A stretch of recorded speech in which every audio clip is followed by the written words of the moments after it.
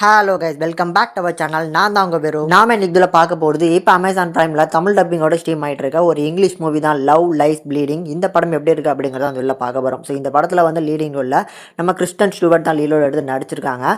இந்த படம் வந்து ஒரு லிஸ்பின் கேட்டகரியில் வந்து எடுக்கப்பட்ட ஒரு படம். ஸோ அதனால் தனியாக உட்காந்து பார்த்து என்ஜாய் பண்ணுங்கள். முழுக்க அடல்ட் கண்டென்ட் கொஞ்சம் ஹெவியாகவே இருக்குது. இப்போ இந்த படத்தோட கதை அப்படின்னு பார்க்கும்போது நம்ம கிறிஸ்டன் ஸ்டூவர்ட் இந்த படத்தில் வந்து ஒரு ஜிம் மேனேஜராக இருக்கிறாங்க. ஸோ இவங்களுக்கு வந்து ஒரு ஃபேமிலி இருக்குது. இவங்க அப்பா வந்து ரொம்ப மோசமான ஒரு பிஸ்னஸ் பண்ணிக்கிட்டு இருக்காப்புல. அண்ட் ஆல்சோ வந்து பார்த்தீங்கன்னா இவங்களுக்கு ஒரு அக்கா இருக்கிறாங்க.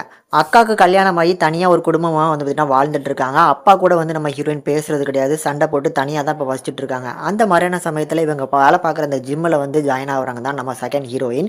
ஸோ இவங்களுக்கும் அவங்களுக்கும் ஸ்டார்டிங்கில் எடுத்தோடனே வந்து பார்த்தீங்கன்னா பிடிச்சி போகுது. ரெண்டு பேருமே நல்லா நெருங்கி பழக ஆரம்பிக்கிறாங்கன்னே சொல்லலாம். இப்போ இங்கே மேட்ரு என்ன அப்படின்னா, நம்ம ஹீரோயினுக்கு ஒரு அக்கா இருக்காங்கன்னு சொன்னால, அவங்க வந்து ஒரு ஃபேமிலியாக வாழ்ந்துட்டு இருக்காங்கன்னு. அவங்களோட ஹஸ்பண்ட் வந்து ரொம்ப மோசமானவர்.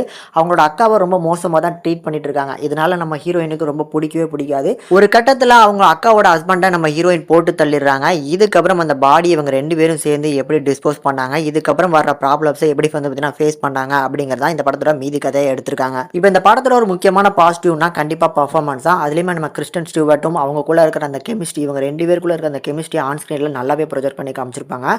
அண்ட் ஆல்சோ வந்து பார்த்தீங்கன்னா சினிமோட்டோகிராஃபிக் சூப்பராக இருக்கும். விஷுவலே வந்து பார்த்தீங்கன்னா அந்த அளவுக்கு ட்ரீட் கொடுக்குற மாதிரி ஒவ்வொரு லொக்கேஷன் அவங்களுக்கு கொடுக்கப்பட்ட அந்த காஸ்டியூம்ஸ் எல்லாமே பார்க்கறதுக்கு நல்லா வந்திருக்கு அப்படின்னு சொல்லலாம். அண்ட் இவங்க எடுத்திருக்க அந்த ஸ்டோரியா நல்ல கிரிப்பிங்கான ஒரு ஸ்க்ரீன் பிளேல படத்தோட ஃபர்ஸ்ட் ஹாஃப் வரைக்கும் நல்லா தான் கொண்டு போறாங்க. ஆனால் செகண்ட் ஹாஃப்க்கு அப்புறம் பயங்கரமாக வந்து சொதப்புறாங்கன்னு தான் சொல்லணும். அண்ட் டுவர்ட் த எண்ட் கிளைமேக்ஸுமே ரொம்ப மோசமான ஒரு கிளைமேக்ஸாக தான் போட்டு முடிச்சிருக்காங்க.